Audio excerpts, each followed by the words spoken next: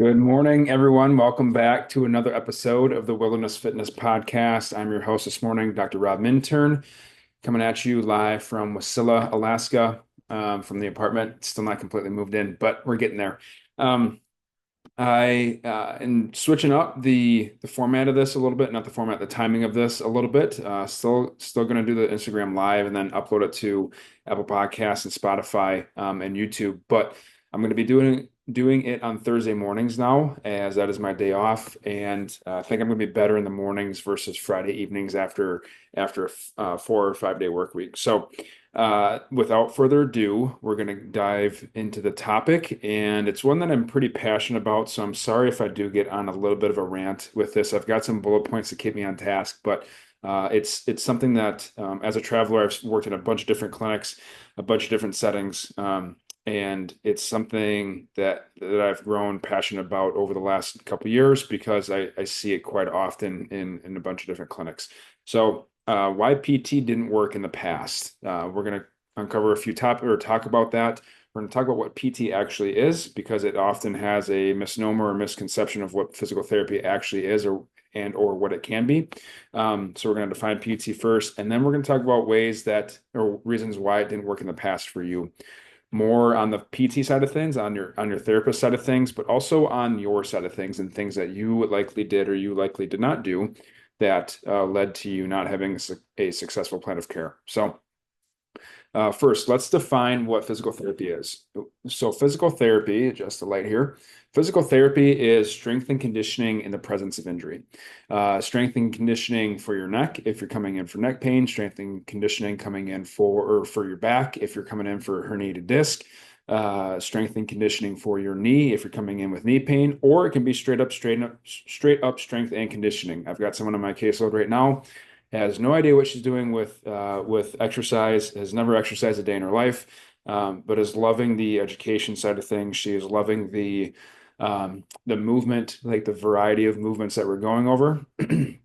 And uh, she's absolutely loving the learning aspect of this. She's in her, I think, upper 30s. So she's really enjoying the strength and conditioning side of the physical therapy side she's coming in for. So she's getting two birds, one stone. Um, Most of the principles applied, or the principles of strength and conditioning are applied to all of the musculoskeletal body parts. So if it's got a muscle, if it's got a muscle, if it's got a bone, it's got an attachment, the strength and conditioning principles can be applied to it. It's not just for athletic movements. It's not just for athletes. All right. It's something that, again, it's a big misconception that PTs have where, well, they're like, I'm not working with athletes, so I don't need to have my certified strength and conditioning specialist. Not that you have to have that certification in order to be good at it.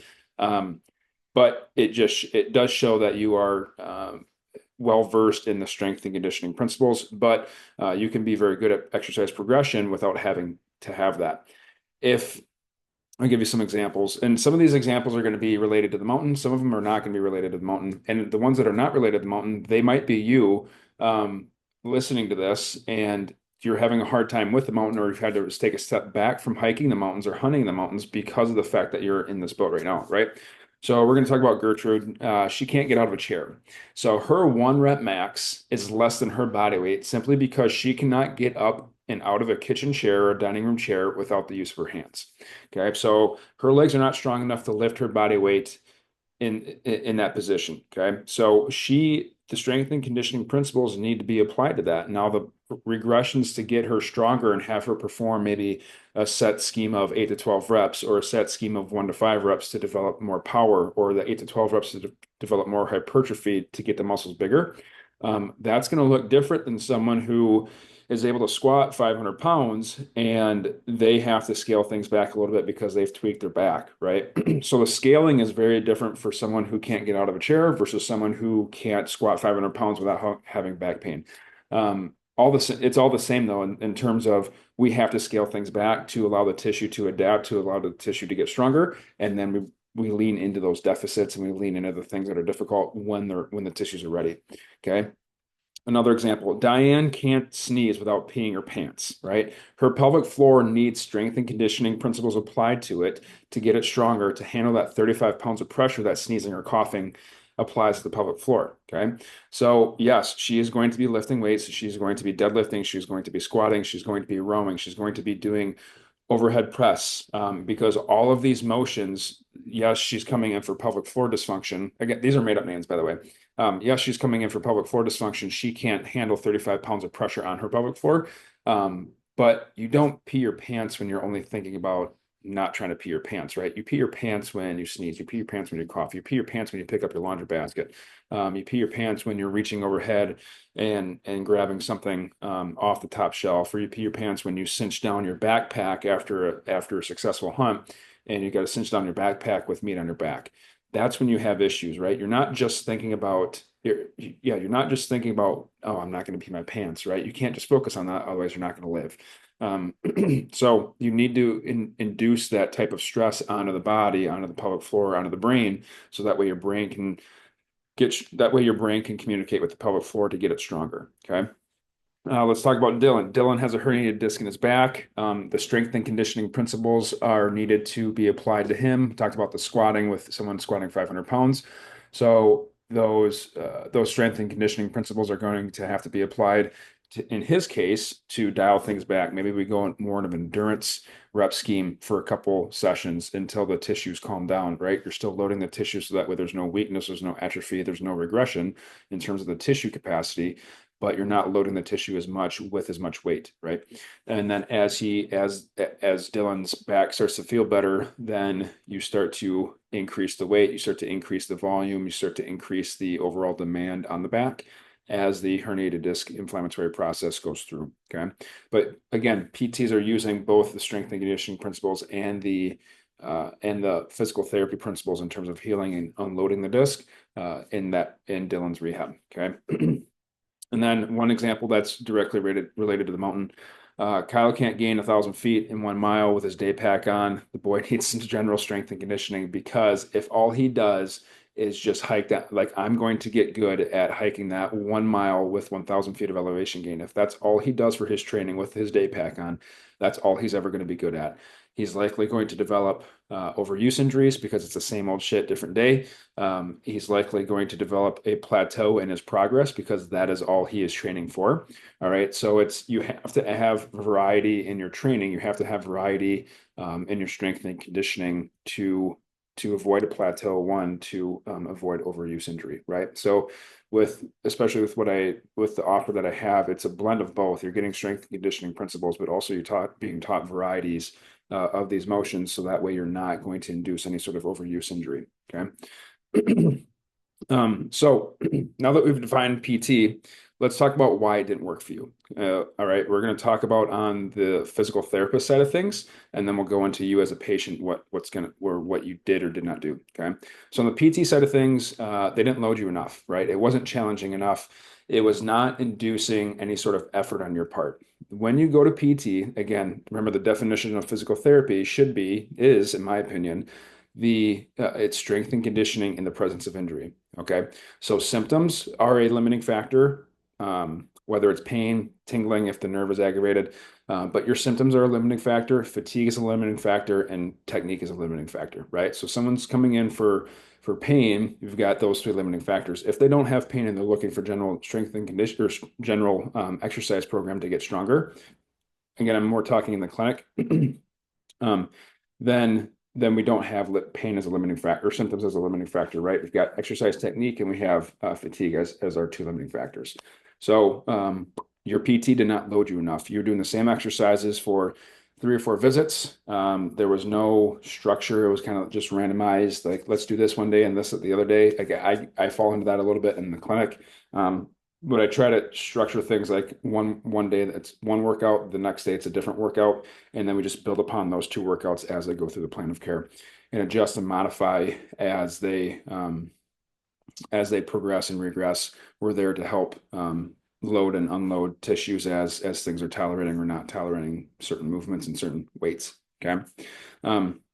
So with that, with the loading, PTs get a bad rep of bands and stretching. Oftentimes when folks come into the clinic, even folks with my online practice, they're like, I've never had a PT tell me this, or I've never had a PT even have me think about lifting a barbell or dumbbell or kettlebell. I'm sorry. One, two, we are much more than bands and stretching. Okay. So if you're going to a place and you just like you're doing stretches for 3 or 4 sessions and you're doing bands for 3 or 4 sessions and like the things are not progressing or changing, red flag, get out. That's not what PT is. All right. PT is much more than that. I might spend a day on stretching, 1 session on stretching and going over stretches that they can do at home. I'm not going to waste my time stretching a patient out during their session when I could simply teach them how to do it at home with a strap and send them on their merry way and then go back to skilled progression of their exercise routine. And then the last little bit, as far as not being loaded during your sessions or with your home exercise program, you never really broke a sweat, or you never thought when you got done with that session or that home exercise program, like, man, that was hard. Not, you don't have to break a sweat for a session to be effective. You don't have to break a sweat for a workout session to be effective. So don't get that misconception there. But you should definitely leave physical therapy sessions thinking, man, that was a difficult workout. If working out is something that is part of your plan of care. I worked with a couple folks a handful of days. I was subbing in for a PT. He was out on vacation seeing family, so I was seeing some of his patients. So the exercise progression, like when that happens, sometimes I'll do exercise progression, but oftentimes, like if they're in a good routine, I'll look at more of the manual things that I can do with them because I know I don't want to ruin the routine that they've got with that PT, especially if they've been coming in for a while. So I'll look at more of the hands-on things that I can do with them, like someone after an ACL reconstruction. I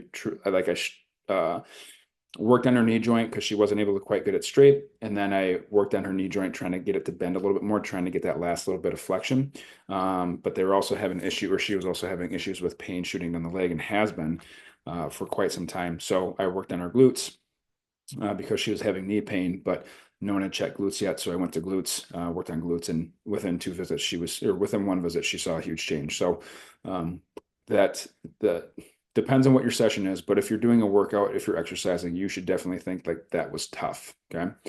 The second biggest reason why on the therapist side of things, why PT didn't work for you is your PT really didn't listen to you. On the intake, I am notorious for taking the full amount of time and not giving myself enough time to document, which is not a patient's problem. Like that is definitely my own problem. I do it to myself every single time. But I have 45 minutes at this clinic.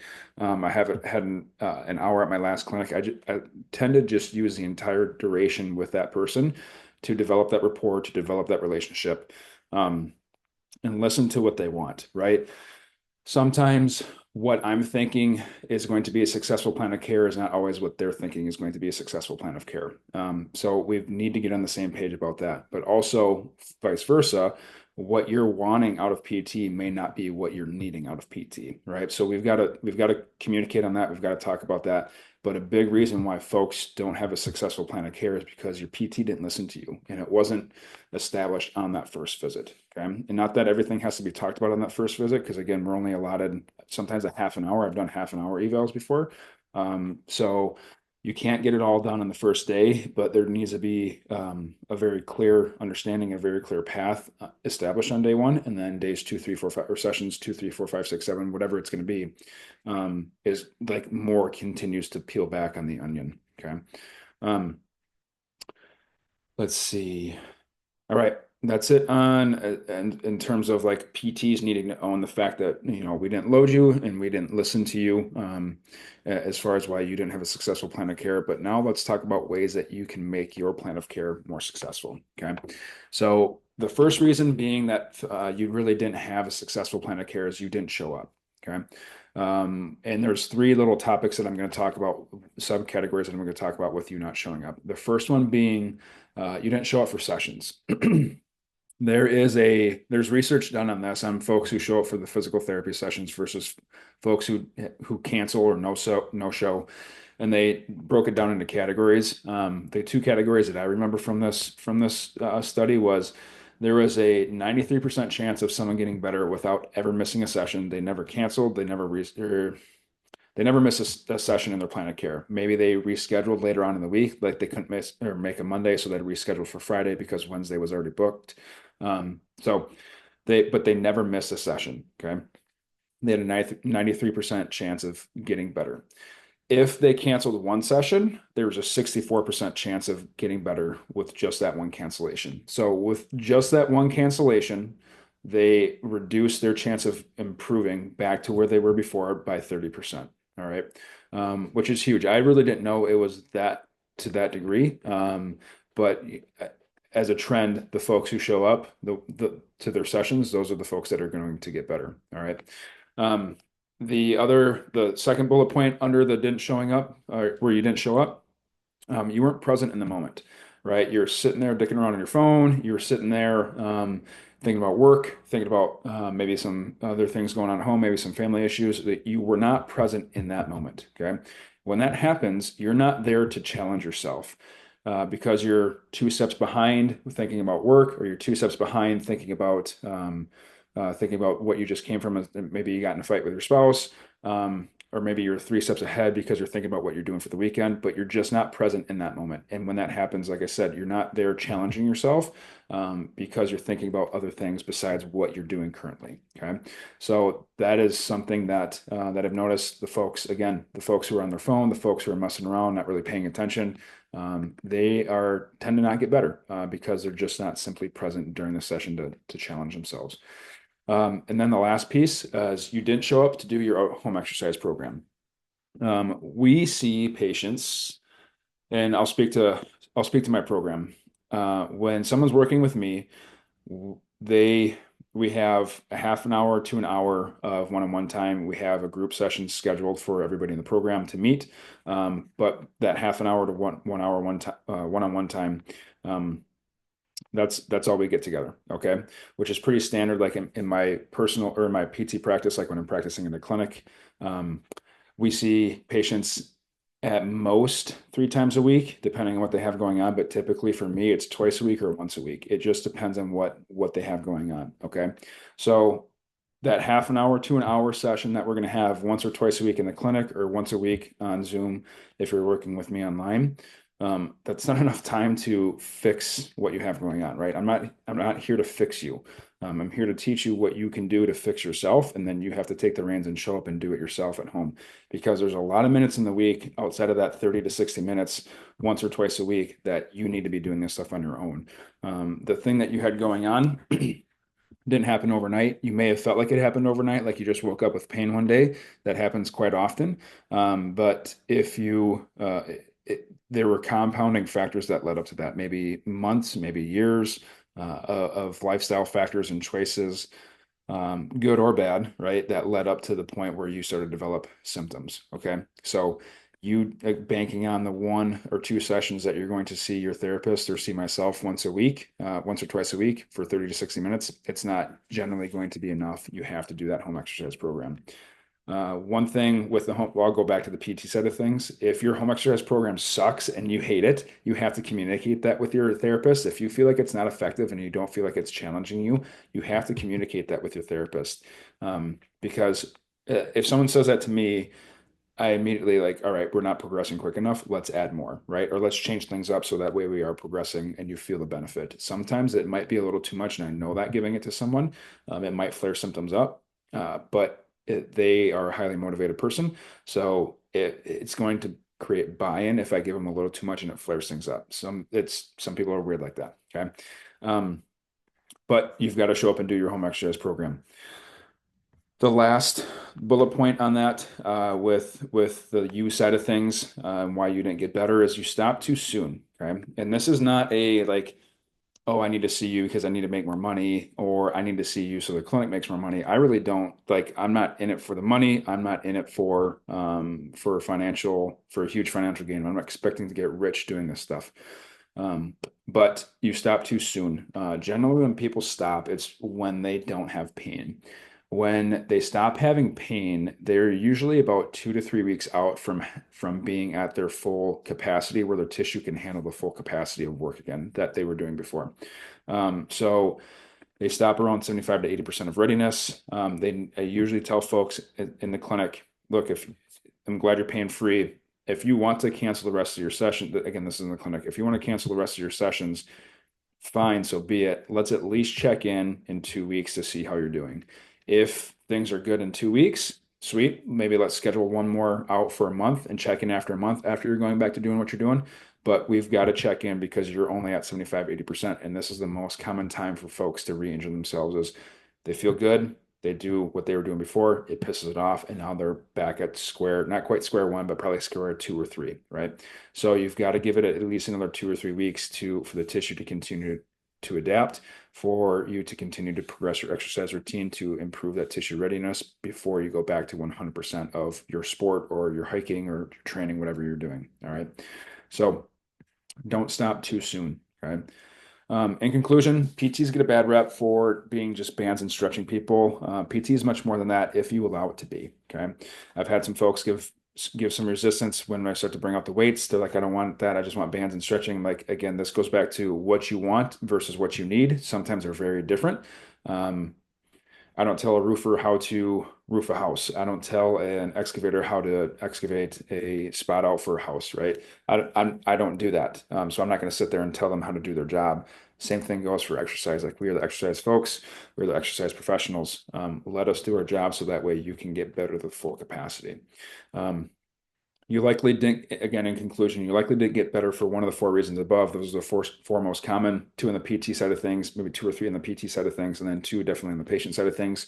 Um, it, if you're looking for strength and conditioning help, I can do that. If you're looking for rehab help, I can do that. I blend the two together. That's the product I deliver. I blend the two together so that way you're leaving me after the 12 weeks, you're leaving me with a solid strength and conditioning basis. So that way you don't develop other injuries while you're training.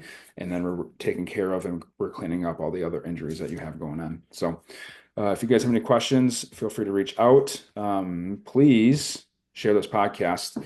If you don't do anything else today, please share this podcast and or leave a review if you have not left a review on Spotify or iTunes or Apple Podcasts yet.